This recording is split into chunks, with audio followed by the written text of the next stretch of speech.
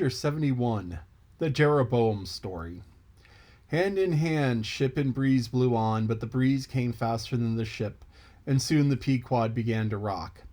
By and by, through the glass, the strangers' boats and manned mastheads proved her a whale ship. But as she was so far to the windward and, shooting by, apparently making a passage to some other ground, the Pequod could not hope to reach her. So the signal was set to see what response would be made. Here be it said that, like all vessels of the military marines, the ships of the American whale fleet each have a private signal, all which signals being collected in a book with the names of the respective vessels attached. Every captain is provided with it. Thereby the whale commanders are enabled to recognize each other upon the ocean, even at considerable distances and with no small facility. The Pequod's signal was at last responded to by the stranger setting her own, which proved the ship to be the Jeroboam of Nantucket. Squaring her yards, she bore down, ranged a beam under the Pequod's lee, and lowered a boat, and soon drew nigh. But as the side lyre was being rigged by Starbuck's order to accommodate the visiting captain, the stranger in question waved his hand from the boat's stern in token of that proceeding being entirely unnecessary. It turned out that the Jeroboam had a malignant epidemic on board, and that Mayhew, her captain, was fearful of infecting the Pequod's company. For though himself and the boat's crew remained untainted, and though his ship was half a rifle shot off, an incorruptible sea and air rolling and flowing between, yet conscientiously adhering to the timid quarantine of the land, he peremptorily refused to come into direct contact with the Pequod. But this did by no means prevent all communication. Preserving an interval of some few yards between itself and the ship, the Jeroboam's boat, by the occasional use of its oars, contrived to keep parallel to the Pequod, as she heavily forged through the sea. For by this time it blew very fresh, with her main topsail aback, though, indeed, at times, by the sudden onset of a large rolling wave, the boat would be pushed some way ahead, but would soon skillfully be brought to propeller bearings again. Subject to this and other like interruptions, now and then a conversation was sustained between the two parties, but at intervals not without still another interruption of a very different sort. Pulling an oar into the Jeroboam's boat, a man of singular appearance, even in that wild whaling life where individual notabilities make up all totalities, he was a small, short, youngish man, sprinkled all over his face with freckles, and wearing a redundant yellow hair. A long-skirted, cabalistically cut coat of a faded walnut tinge enveloped him, the overlapping sleeves of which were rolled up on his wrists. A deep, settled, fanatic delirium was in his eyes. So soon as this figure had been first described, Stubb had exclaimed, that's he, the long-toed scaramouche of the Town Hose Company told us of." Stubb here alluded to a strange story told of the Jeroboam and a certain man among her crew, some time previous when the Pequod spoke the town ho. According to this account, and what was subsequently learned, it seemed that the scaramouche in question had gained a wonderful ascendancy over almost everybody in the Jeroboam. His story was this.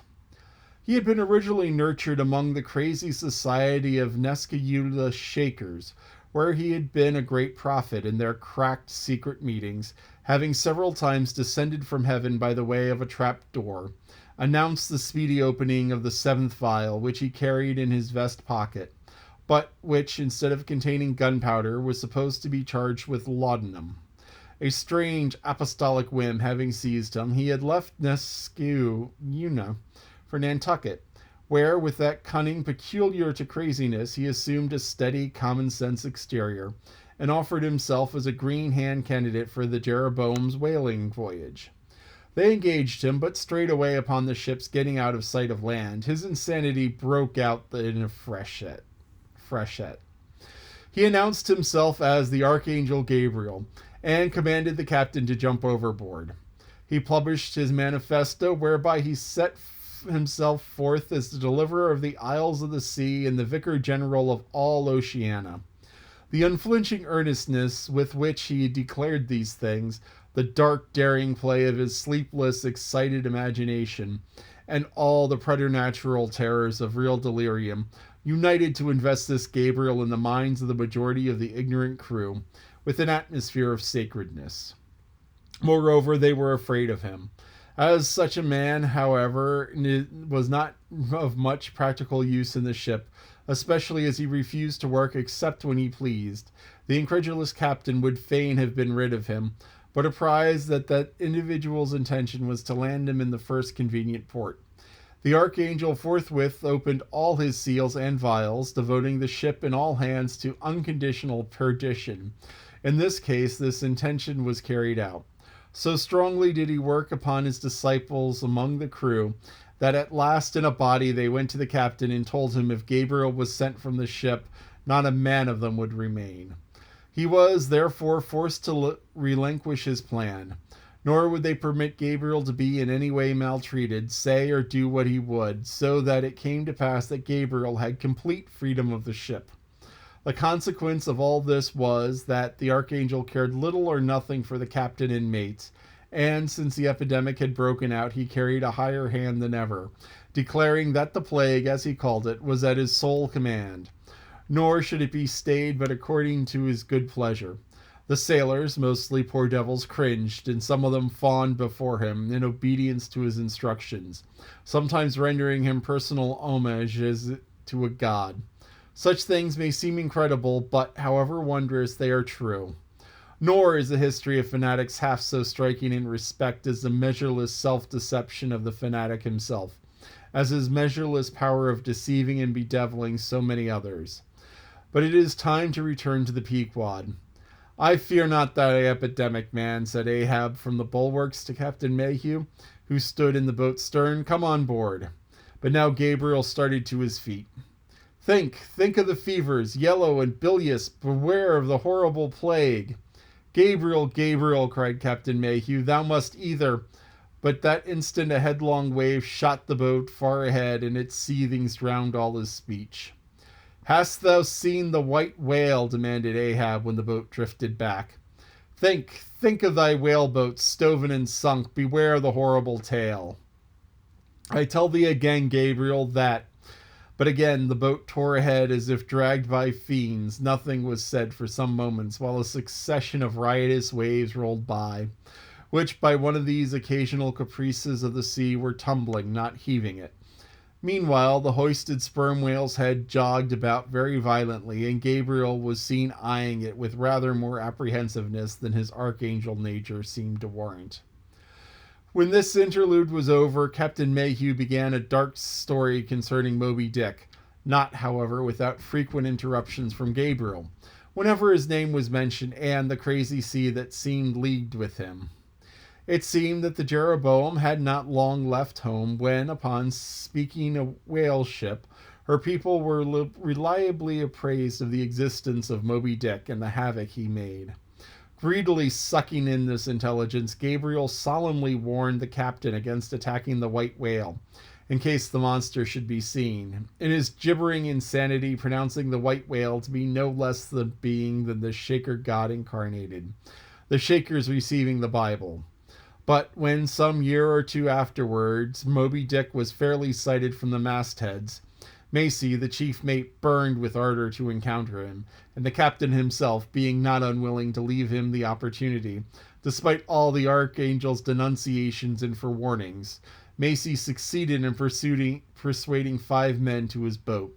With them he pushed off, and after much weary pulling and many perilous, unsuccessful onsets, he at last succeeded in getting one iron fast.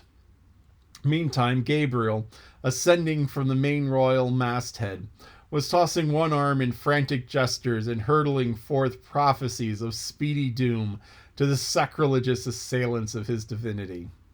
Now, while Macy the mate was standing up at his boat's bow and, with all the reckless energy of his tribe, was venting his wild exclamations upon the whale, and essaying to get a fair chance for his poised lance, lo, a broad white shadow rose from the sea, by its quick fanning motion, temporarily taking the breath out of the bodies of the oarsmen. Next instant the luckless mate, so full of furious life, was smitten bodily into the air, and, making a long arc in his descent, fell into the sea at the distance of about 50 yards. Not a chip of the boat was harmed, nor hair of any oarsman's head, but the mates forever sank. It is well to parenthesize here that of the fatal accidents of the sperm whale fishery, this kind is perhaps almost as frequent as any. Sometimes nothing is injured but the man who is thus annihilated.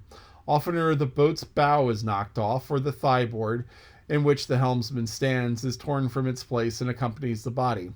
But the strangest of all is the circumstance in that more instances than one, when the body has been recovered, not a single mark of violence is discernible, the man being stark dead. The whole calamity with the falling form of Macy was plainly descried from the ship.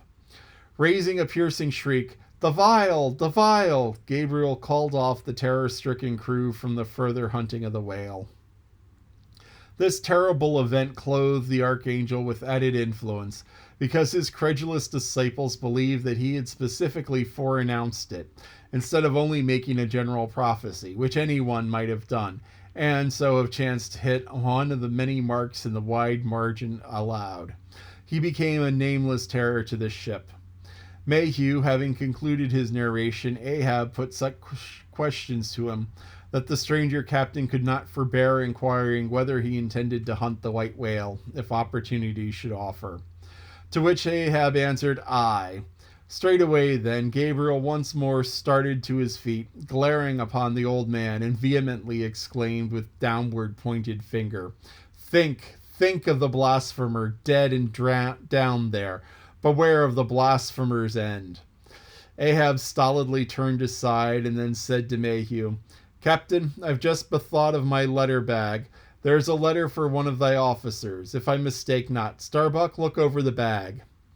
Every whale ship takes out a goodly number of letters for various ships, whose delivery is to the persons to whom they may be addressed, depends on the mere chance of encountering them in the four oceans. Thus, most letters never reach their mark, and many are only received after attaining an age of 2 or 3 years or more. Soon Starbuck returned with a letter in his hand. It was sorely tumbled, damp, and covered with a dull, spotted green mold, in consequence of being kept in a dark locker of the cabin.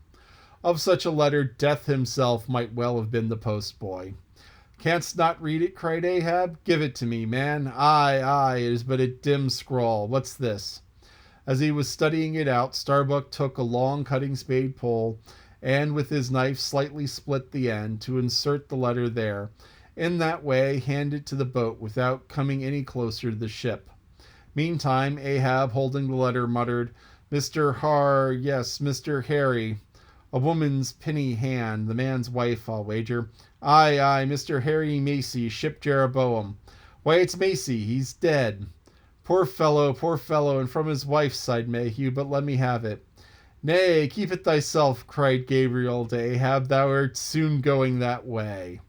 "Curse his throttle ye," yelled Ahab. "Captain Mayhew, stand by now to receive it."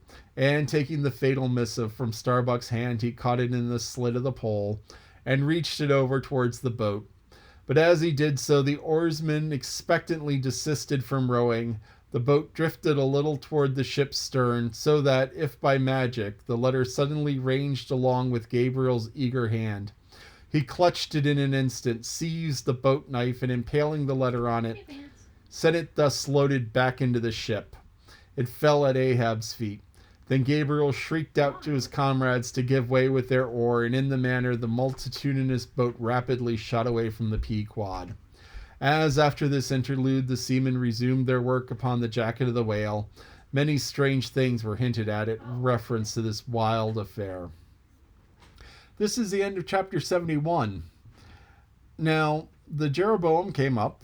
Jeroboam, the ship was named after one of the ancient kings of Israel. So, and yet another biblical name, as a lot of these things are. Gabriel is an archangel mentioned in the Bible, and Gabriel is often viewed as a messenger. So it was Gabriel who announced to the Virgin Mary that she was pregnant with Jesus. In Islamic religious history, Gabriel is also the one who spoke to Muhammad. So, um, Gabriel is a very popular angel name. So here you have this person who is more than just a little bit crazy. I mean, he's just like pants on head. And here he is, and he convinced everybody that he was, a messenger of God, and did nothing around the ship, and essentially mutinied and took over the ship, and made this prophecy: oh, you go after the whale, bad things are going to happen. Well, sure enough, they went after Moby Dick, and, tugging on Superman's cape, spitting into the wind. It's like things that won't end well. So, they did these, they went after Moby Dick, and the mate got smited by Moby Dick and just thrash of the tail, and all of a sudden he's 50 feet away. This is not unbelievable that, getting hit by something that big, that heavy, that fast, you're just gone. So the mate was dead, and Gabriel was like, look, prophecy fulfilled. Look at me. I am awesome. Everyone was like, yeah. And so here he is, tagging along with the captain. The captain's talking to Ahab, and Ahab is like, where's Moby Dick?